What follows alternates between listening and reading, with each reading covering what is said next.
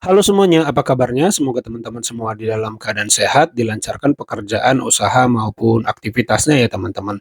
Ya, pada video kali ini saya ingin kembali mengajak teman-teman melanjutkan mereaksi gitu ya teman-teman, komentar pedas Bung Toel kepada Bung STY gitu teman-teman. Dimana pada video kali ini Bung Toel akan menyampaikan beberapa poin kritikan. Nah, tapi anehnya gitu ya, di luar negeri seperti Malaysia malah mengagumi kemajuan sepak bola Indonesia di bawah Bung STY. Ini jadi kontradiktif ya teman-teman. Nah, ini akan seru bagaimana videonya. Coba kita simak dulu bareng-bareng. Oke, yang pertama, kalau saya jadi STY saya kurangi pencitraan. Kedua, nggak mau mengumbar banyak keluhan. Yang ketiga, saya mau belajar bahasa Indonesia dengan cepat.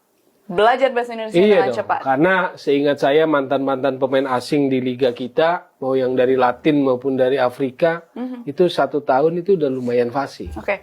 Jadi nggak perlu nunggu 4 tahun masih pakai menerjemah gitu loh. Supaya apa? Komunikasi lancar. Saya mau lebih humble, nonton pertandingan Liga 1 ke stadion-stadion. Oke. Komunikasi dengan klub, komunikasi dengan para pelatih klub. Supaya kita jangan, atau kita sebagai pelatih bisa mengangkat kualitas domestik.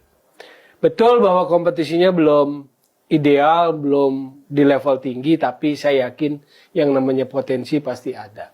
Marcelino pernah muncul dari kompetisi Liga 1, Rizky Ridho, Witan, Yakob Sayuri. Jadi sebetulnya Pratama Arhan juga termasuk.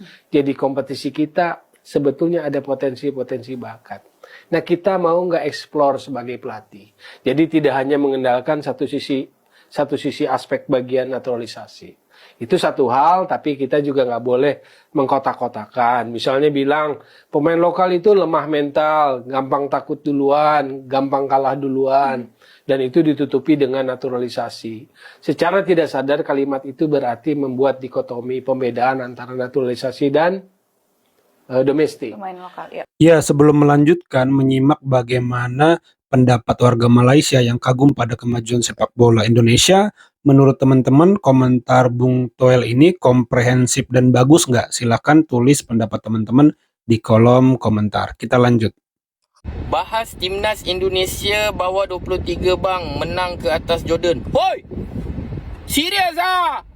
Lawan Jordan tau? Oi, lain macam lah. Malaysia lawan Vietnam pun terkial-kial. Korang dengan Jordan pun boleh menang 4-1 pula tu. Ha!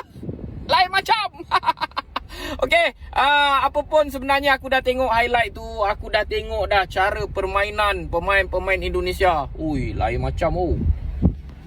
Serius lah aku cakap level pemain bawah 23 tahun Indonesia sebenarnya sangat-sangat luar biasa lah. Pemain-pemain yang mereka gunakan juga, macam aku cakap dalam video aku sebelum ni, mereka menggunakan 80% pemain-pemain daripada skuad senior. Maknanya skuad senior dia tu semua berumur lebih kurang je bawah 23 semua. Ini antara satu perkembangan yang sangat menarik untuk pasukan di rantau Asia Tenggara ni lah. Kita ada satu masa dulu Vietnam, pasukan yang dibimbing oleh Park Hang-seo yang berjaya membuktikan pasukan Asia Tenggara juga berjaya memecah tembok 100 ranking dunia. Kemudiannya kita ada Thailand, sekarang ni Indonesia. Dan sebelum ini kita pun tahu Malaysia juga antara pasukan yang meningkat naik. Dan untuk kejohanan bawah 23 tahun ni makin lama makin teruk.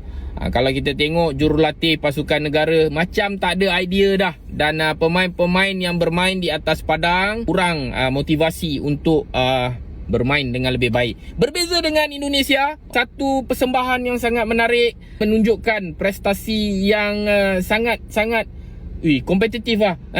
Diorang bukan sahaja boleh bermain dengan baik, tetapi daripada segi skill, daripada segi serangan, kalau korang tengok, diorang ni boleh serang daripada macam-macam angle.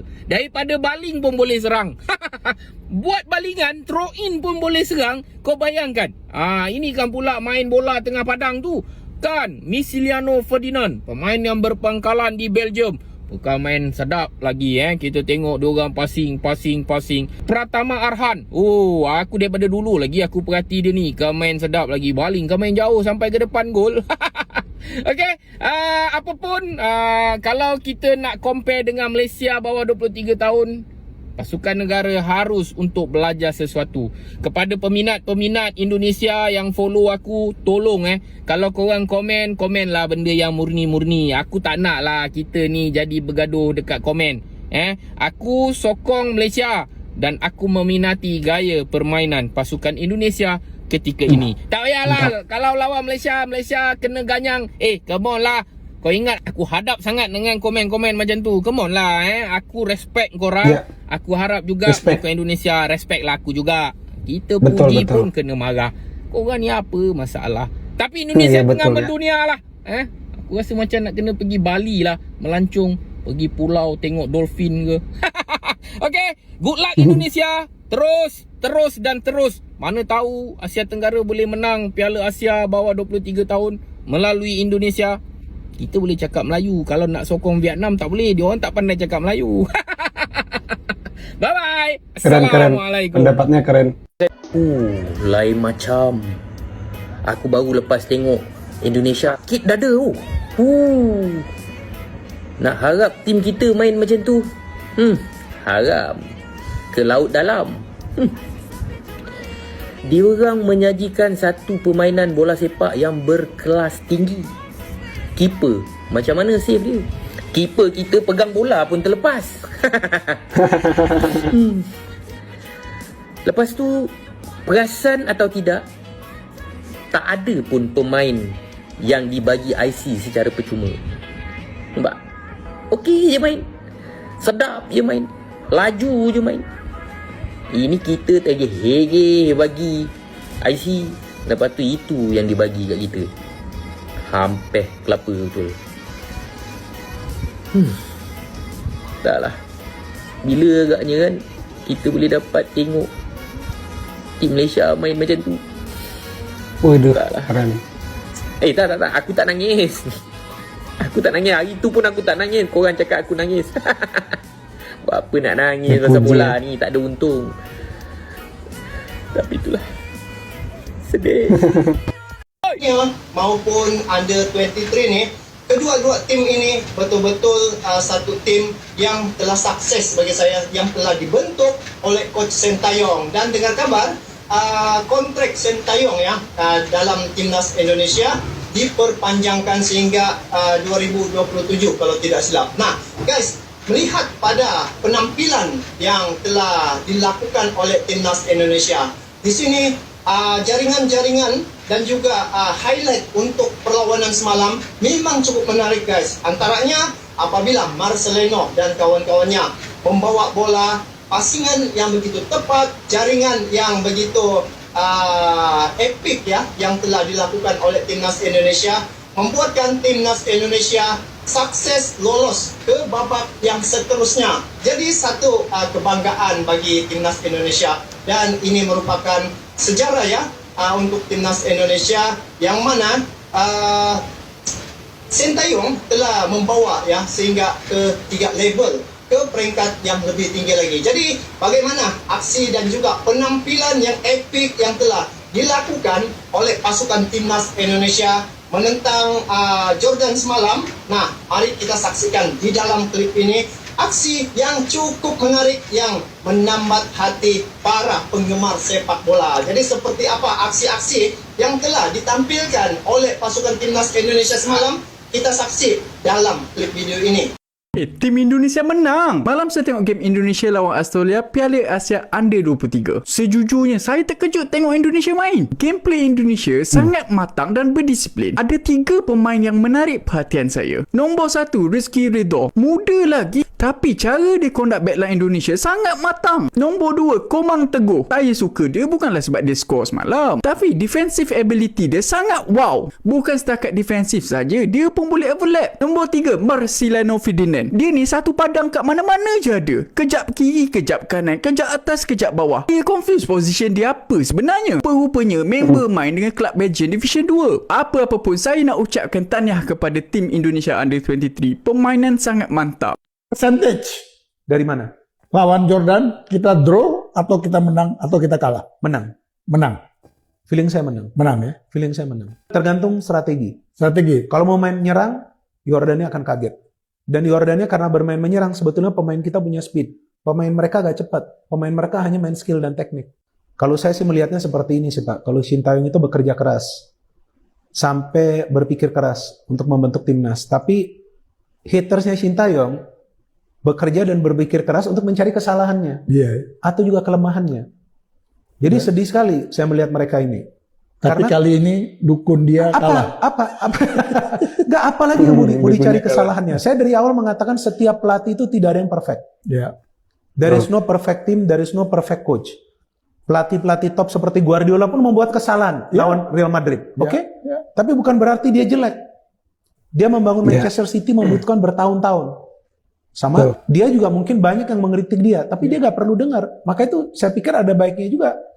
Shin Tae-yong saya nggak tahu dengar atau nggak dengar dengan kritikan, tapi dia fokus untuk membentuk timnas yang kuat. Terus kita sebagai orang Indonesia, kenapa gak kita apresiasi? Ya kan? Kalau pelatih lain mungkin nih sudah melihat, wah begini, udahlah selesaikan begini, kabur. Bisa juga Pak. Dari kejauhan tergambar cerita tentang kita. Komang, toel.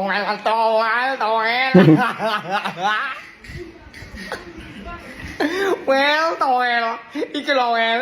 Iki lo pecah wel. Mak kayer. Indonesia nih bos, senggol dong. Gokil memang ini ciptaan lagunya Raim. Boom. Di kejauhan, mantap Bambang Komang. Ya itu ya teman-teman beberapa komentar bahkan dari warga Malaysia gitu ya yang mengagumi permainan sepak bola Indonesia, bahkan akhirnya mendukung Indonesia dan menganggap Indonesia ini adalah wakil Asia Tenggara gitu teman-teman, yang harus mereka dukung gitu ya teman-teman. Jadi sangat luar biasa ya sisi positif dari perkembangan sepak bola Indonesia ini sehingga dikagumi dunia. Tapi menurut teman-teman apakah perlu ada orang seperti Bung Toel yang terus mengkritik sebagai sebagai sosok yang membakar semangat Shin Tae-yong gitu ya, semangat pemainnya untuk membuktikan, untuk membungkam kritik-kritik dari Bung Toel. Jadi sebenarnya tetap dibutuhkan nggak sih sosok yang mengkritik keras gitu agar ya terprovokasi dalam tanda kutip para pemain Shin Tae-yong dan Shin Tae-yong untuk membuktikan bahwa Bung Toel ini salah. Jadi sebenarnya kalau menurut teman-teman ada sisi positifnya nggak sih ada orang yang mengkritik dengan keras gitu terus sehingga itu kan memacu gitu untuk membuktikan gitu ya teman-teman. Nah kalau menurut teman-teman bagaimana, silakan tulis pendapat teman-teman di kolom komentar. Ya itu aja teman-teman video kali ini. Terima kasih buat teman-teman yang sudah menyimak sampai selesai. Jangan lupa di like videonya, di subscribe channel ini. Terima kasih, sampai jumpa di video saya selanjutnya.